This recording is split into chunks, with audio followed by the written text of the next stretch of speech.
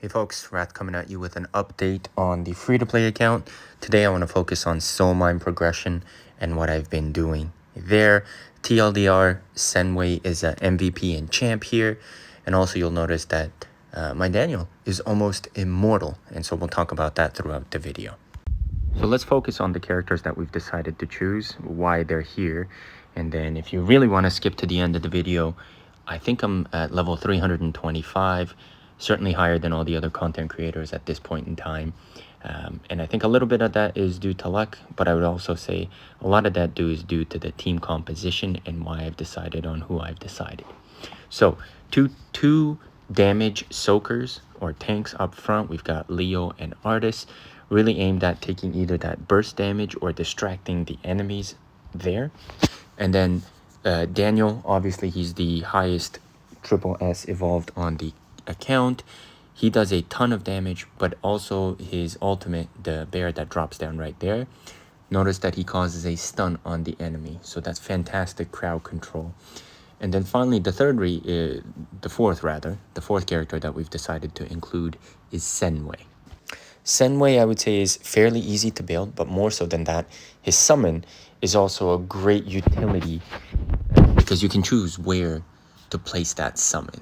So, if the left-hand side, for example, here requires a bit more distraction, you put it there. If the right-hand side that requires a little bit more distraction, you would put it on the other side. Ultimately, what I'm saying is that the freedom to choose where to aggro the enemy units plays a significant part in SoulMine. And then the fifth hero that we've decided to use here is Serena. Obviously, she's got a ton of heal potential for the team. And so this is, I would say, the general makeup of a SoulMine progression team. You need a couple of units up front to take in the damage from the enemy units. You need a couple of units to help control the enemy, distract it, or otherwise just flat out stun it, fear it, etc. And then finally, you'll need a support hero that either mitigates some of the damage coming in or has healing potential. So please keep in mind that everything that I'm using here is completely free to play. And later, as we progress to the account, we're going to get some additional commanders, we're going to get some additional prototypes that will really help either burst down the enemy units a lot faster or control them in a way that allows you to slowly tick them down. So what I'm referring to, for example, is when you have Flashpoint with the Prism Amulet for Vanguards, what that gives you is a lot of stun potential and then a lot of damage mitigation over time from the Prism Amulet. So there's lots of improvements that we can have, especially as we push into the higher levels of SoulMine here, into the high 380s, 390s, 400s. The amount of damage that's coming in there is absurd. And on my main account, I'm at 420, and it took a significant amount of time to get there. And so while we're on the topic here, I also do get a ton of questions about how to deal with Rakana, who teleports behind your units and pretty much one-shots them.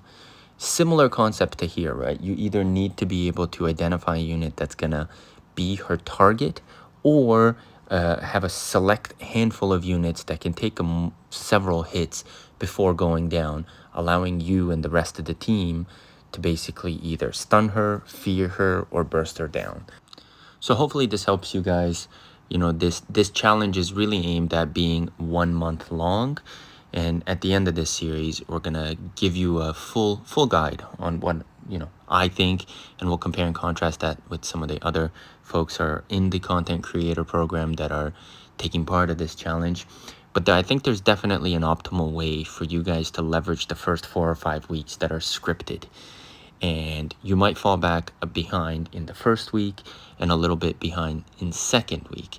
But patience really does pay off, and frugality in this game allows you in that patience to excel further, especially on the events later, right? So you might not be placing top 5 or top 6, but definitely as a free-to-play player, if you've made some really good decisions early on, you can place top 10 in a lot of the tournaments, reap a lot of the rewards.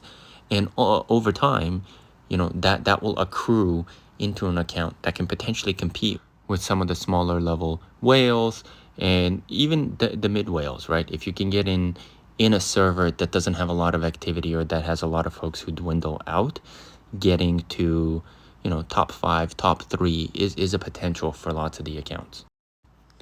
So doing a quick pulse check, we're 8th across the board, first for SoulMine for the content creators. And hopefully this helped you guys out. See you on the next one.